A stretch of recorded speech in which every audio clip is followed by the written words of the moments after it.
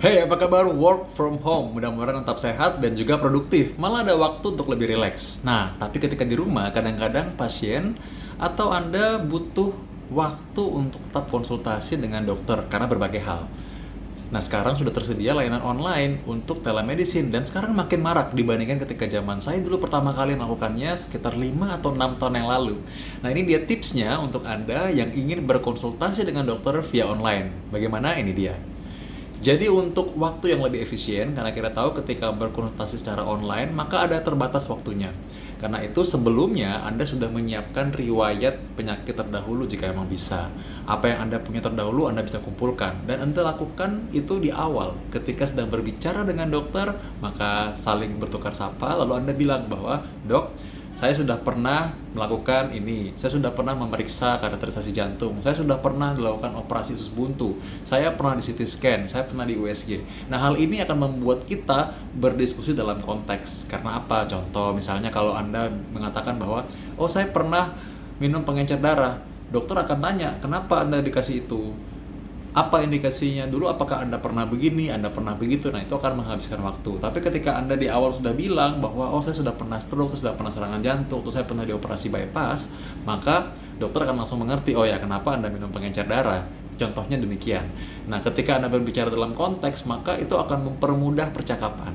Nah, yang kedua adalah ketika Anda punya riwayat pengobatan terdahulu. Jadi obat-obatnya harusnya ketika Anda sudah minum obat tersebut, Anda setidaknya tahu dong itu sebenarnya obat itu buat apa. Jadi sangat membantu.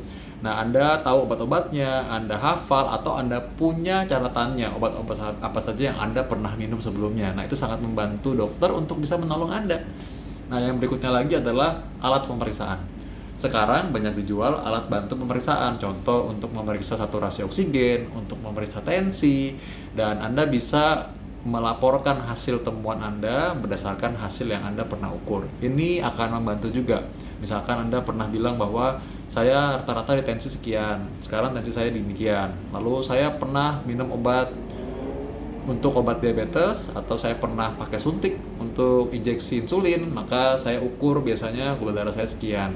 Ini juga sangat membantu dokter yang akan memberikan advies kepada Anda, apakah Anda butuh pemeriksaan lebih lanjut atau Anda butuh untuk datang ketemu langsung tatap muka dengan dokter. Nah, yang berikutnya adalah ketika Anda melakukan konsultasi, maka Anda mesti jujur dan Anda mengatakan apa adanya yang Anda rasakan. Nah, kadang-kadang nih sebagian orang, mereka ketika datang, mereka langsung membuat diagnosis sendiri. Sadar atau tidak sadar. Contoh nih, misalnya mereka datang, mereka bilang, "Dok, saya kayaknya nih mah saya lagi kambuh deh kayaknya." Gitu.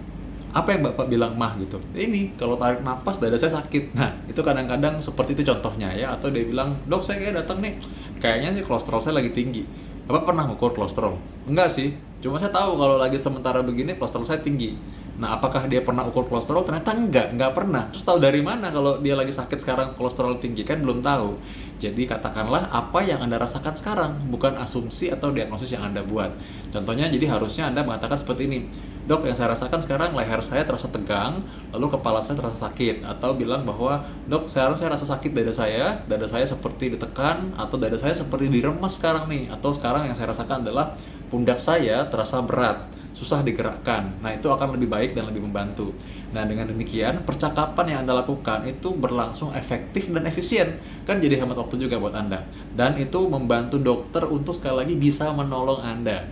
Nah, jadi ketika melakukan telemedicine atau percakapan online dengan dokter, inilah yang harus Anda lakukan. Anda boleh kabarkan kepada orang-orang supaya mereka juga paham apa saja yang harus dilakukan ketika melakukan konsultasi secara online.